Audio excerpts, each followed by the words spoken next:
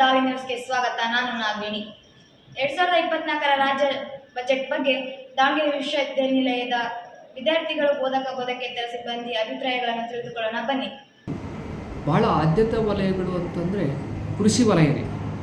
ಯಾಕೆ ಕೃಷಿ ವಲಯ ಅತ್ಯಂತ ಹೆಚ್ಚು ಆದ್ಯತೆ ವಲಯ ಅಂದರೆ ನಮ್ಮ ದೇಶದ ಇವತ್ತಿಗೂ ಸಹ ಇಂದಿಗೂ ಸಹ ಸುಮಾರು ಒಂದು 60% ಜನ ಅವರ ಜೀವನಕ್ಕಾಗಿ ಕೃಷಿಯನ್ನೇ ಅವಲಂಬಿಸಿದ್ದಾರೆ. ನಾವು ಕೃಷಿ ಅಭಿವೃದ್ಧಿ ತುಂಬ ಅತ್ಯಂತ ಅವಶ್ಯಕ. ಯಾಕೆಂದರೆ ಇತ್ತೀಚಿನ ಒಂದು ಆದಾಯದ ಅಂಶವನ್ನೇ ಪರಿಗಣಿಸಿದರೆ ನಮ್ಮ ಸುಮಾರು 50-60% ಇರೋ ಜನಗಳ ಒಟ್ಟು ನಮ್ಮ ದೇಶದ ಆದಾಯಕ್ಕೆ ಕೊಡುಗೆ ಕೇವಲ 15-20% ಇದೆ.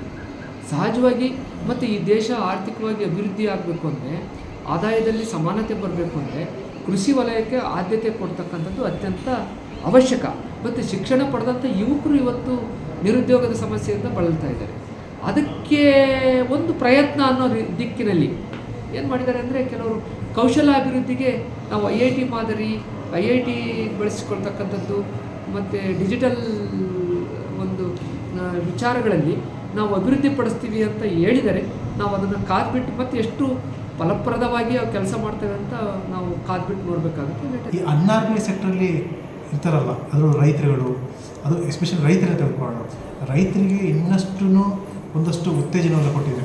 ಅದು ಅವರ ಒಂದು ಪರ್ಚೇಸಿಂಗ್ ಇರ್ಬೋದು, ಹಾಗೆಯೇ ಅವರ ವಸ್ತುಗಳಿಗೆ ಬೆಲೆಗಳಿರ್ಬೋದು, ಅಥವಾ ಮಾರುಕಟ್ಟೆ ಯಾವಾಗ ವೈಫಲ್ಯಗೊಳ್ಳುತ್ತೆ, ಮಾರುಕಟ್ಟೆ ವೈಫಲ್ಯಗೊಂಡಾಗ ಸೊ ಮಾರುಕಟ್ಟೆಯ ಅವರಿಗೆ ಆ ಮಾರುಕಟ್ಟೆ ಬೆಲೆಗಳನ್ನ ಒಂದು ಪ್ರೊಟೆಕ್ಟ್ ಮಾಡೋ ನಿಟ್ಟಿನಲ್ಲಿ, ಅಂದರೆ ಅವರ ಖರ್ಚು ವೆಚ್ಚಗಳನ್ನ ಸರಿದೂಗಿಸೋ ನಿಟ್ಟಿನಲ್ಲಿ, ಅವ್ರಿಗೆ ಯಾವುದೇ ರೀತಿಯಲ್ಲಿ ಲಾಸ್ ಆಗದೆ ಪ್ರೊಟೆಕ್ಟ್ ಮಾಡೋ ನಿಟ್ಟಿನಲ್ಲಿ ಒಂದಷ್ಟು ಪರಿಹಾರಗಳನ್ನ, ಇನ್ನೊಂದಷ್ಟು ಕ್ರಮಗಳನ್ನ ಕೈಗೊಂಡಿದ್ರೆ ಸೊ ಖಂಡಿತವಾಗಿ ಇನ್ನೂ ಉತ್ತಮ ಬಜೆಟ್ ಆಗ್ತಿತ್ತು.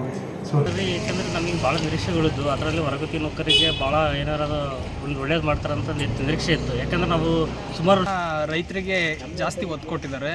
ಕೃಷಿ ಬಗ್ಗೆ ಜಾಸ್ತಿ ಒತ್ತು ಕೊಟ್ಟು ಅದ್ರ ಬಗ್ಗೆ ಹಲವಾರು ಯೋಜನೆಗಳನ್ನ ಜಾರಿಗೆ ತಂದಿದ್ದಾರೆ.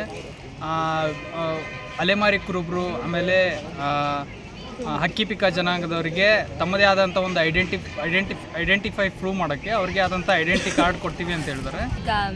ಅಂಗನವಾಡಿ ಕಾರ್ಯಕರ್ತೆಯರಿಗೆ ಸ್ಮಾರ್ಟ್ಫೋನ್ ಕೊಡೋ ನೆಸಸರಿ ಇಲ್ಲ. ಯಾಕಂದರೆ ಅದು ನನ್ನ ಪ್ರಕಾರ ಅದು ವೇಸ್ಟ್ ಅನಿಸುತ್ತೆ. ಅದ್ರ ಬದಲು ಬೇರೆ ಏನಾದರೂ ಅಲ್ಲಿ ಓದ್ತಿರ್ತಾರಲ್ಲ ಅವರಿಗೆ, ಮಕ್ಕಳಿಗೆ ಏನಾದರೂ ಹೆಲ್ಪ್ ಆಗೋಂಥದ್ದು ಮಟೀರಿಯಲ್ಸ್ ಫೆಸಿಲಿಟಿ ಆಗಲಿ, ಊಟದ ಫೆಸಿಲಿಟಿ ಆಗಲಿ, ಅದರಲ್ಲಿ ಪ್ರೋಟೀನ್ ಇರೋಂಥದ್ದನ್ನ ಏನಾದರೂ ಅವ್ರು ಇನ್ಕ್ರೀಸ್ ಮಾಡಿದರೆ ಹೆಲ್ಪ್ ಆಗ್ತಿತ್ತು. ಫಾರ್ ಎಕ್ಸಾಂಪಲ್ ಮೀನುಗಾರಿಕೆ ಇರ್ಬೋದು, ಮಹಿಳೆಯರ ಸಬಲೀಕರಣ ಇರ್ಬೋದು, ಆಮೇಲೆ ಆರೋಗ್ಯ ಇಲಾಖೆ ಬಗ್ಗೆ, ಆಮೇಲೆ ತೋಟಗಾರಿಕೆ ಇಲಾಖೆ ಬಗ್ಗೆ, ಆಮೇಲೆ ಸಿರಿಧಾನ್ಯಗಳನ್ನು ಹೆಚ್ಚಿಸೋದಕ್ಕೆ ಅದು ತುಂಬಾ ಅನುಕೂಲ ಆಗುತ್ತೆ ರೈತರಿಗೆ. ಅದ್ರ ಬೆಳೆಯೋದ್ರಿಂದ ಅವರಿಗೂ ಸಮೇತ ಬೀಜಗಳು, ಸಬ್ಸಿಡಿಗಳು ಸಿಗೋದ್ರಿಂದ ಅವ್ರಿಗೆ ಅನುಕೂಲ ಆಗಿ ಉತ್ತಮ ಇಳುವರಿ ತಂದು ರೈತರಿಗೆ ಒಳ್ಳೆ ಅನುಕೂಲ ಆಗುತ್ತೆ ಅಂತ ನಾನು ಹೇಳೋಕ್ಕೆ ಇಷ್ಟಪಡ್ತೀನಿ. ಮೊದಲಿಗೆ ಹೇಳ್ಬೇಕಂದ್ರೆ, ಈಗ ನೀರಾವರಿ ಯೋಜನೆಗಳಿಗೆ 19,000 ಕೋಟಿ ಇದೇನು ಕೊಟ್ಟಿದ್ದಾರೆ ಯೋಜನೆಗಳು ಇನ್ನೂ ಬರಬೇಕಾಗಿತ್ತು. ಮತ್ತು ಈಗ ಬೇರೆ ಬೇರೆ ಈಗ ಕೃಷ್ಣ ಮೇಲ್ದಂಡೆ ಆಗಿರ್ಬೋದು, ಉತ್ತರ ಕನ್ನಡ ನಾರಾಯಣ ಬಲದಂಡೆ ಎಡದಂಡೆ ಕಾಲುವೆಗಳಿಗೆ ಅತಿ ಹೆಚ್ಚು ಅನುದಾನಗಳು ಕೊಟ್ಟಿದ್ದಾರೆ. ಅದರ ಬಗ್ಗೆ ಏನು ಎರಡು ಮಾತಿಲ್ಲ. ಅದೇ ರೀತಿ ನಮ್ಮ ಮಧ್ಯ ಕರ್ನಾಟಕದ ದಾವಣಗೆರೆ, ಚಿತ್ರದುರ್ಗ, ಚಿಕ್ಕಮಗಳೂರು ಜಿಲ್ಲೆಗಳಿಗೆ ಈ ಭದ್ರಾ ಮೇಲ್ದಂಡೆ ಯೋಜನೆ ಇದೇನು ಜಾರಿಯಾಗಿತ್ತು, ರಾಷ್ಟ್ರೀಯ ಯೋಜನೆ ಅಂತ ಏನು ಘೋಷಣೆ ಆಗಿತ್ತು, ಇದಕ್ಕೆ ಇನ್ನೂ ಸ್ವಲ್ಪ ಅನುದಾನ ಕೇಂದ್ರ ಸರ್ಕಾರ ಕೊಡ್ತಾರೆ, ಅದು ಬೇರೆ ವಿಚಾರ. ರಾಜ್ಯ ಸರ್ಕಾರದಿಂದ ಹೆಚ್ಚು ಅನುದಾನ ಬರಬೇಕಾಗಿತ್ತು. ಮತ್ತು ಶಿಕ್ಷಣ ಕ್ಷೇತ್ರದಲ್ಲಾಗಿರ್ಬೋದು, ನಮ್ಮ ಈಗ ಬೇರೆ ಜಿಲ್ಲೆಗಳಿಗೆ ಕಂಪೇರ್ ಮಾಡ್ಕೊಂಡ್ರೆ ನಮ್ಮ ದಾವಣಗೆರೆ ಜಿಲ್ಲೆಗೆ ಯಾವುದೇ ಥರದ ಒಂದು ಸಣ್ಣ ಪುಟ್ಟ ಹಾಸ್ಪಿಟ್ಲಿಗೆ 1-2 ಕೋಟಿ ಯೋಜನೆ ಬಿಟ್ಟರೆ ಬೇರೆ ಯಾವುದೇ ಯೋಜನೆಗಳು ನಮ್ಮ ದಾವಣಗೆರೆ ಜಿಲ್ಲೆಗೆ ಬಂದಿಲ್ಲ. ಇನ್ನೂ ಹೆಚ್ಚಿನ ಅನುದಾನಗಳು ನಮ್ಮ ಜಿಲ್ಲೆಗೆ, ನಮ್ಮ ಸುತ್ತಮುತ್ತಲಿನ ಜನಗಳಿಗೆ ಅಭಿವೃದ್ಧಿ ಆಗೋಕ್ಕೆ ಮುಖ್ಯಮಂತ್ರಿಗಳು ಮಾಡಬೇಕಾಗಿತ್ತು. ಮತ್ತು ನೋಡಿದ್ರಲ್ಲ ದಾವಣಗೆರೆ ವಿಶ್ವವಿದ್ಯಾನಿಲಯದ ವಿದ್ಯಾರ್ಥಿಗಳು ಹಾಗೂ ಬೋಧಕೇತರ ಸಿಬ್ಬಂದಿಗಳ ಅಭಿಪ್ರಾಯವನ್ನು. ಇದೇ ರೀತಿ ಸುದ್ದಿಗಳಿಗಾಗಿ ನೋಡ್ತೀರಿ ದಾವಿ ನ್ಯೂಸ್.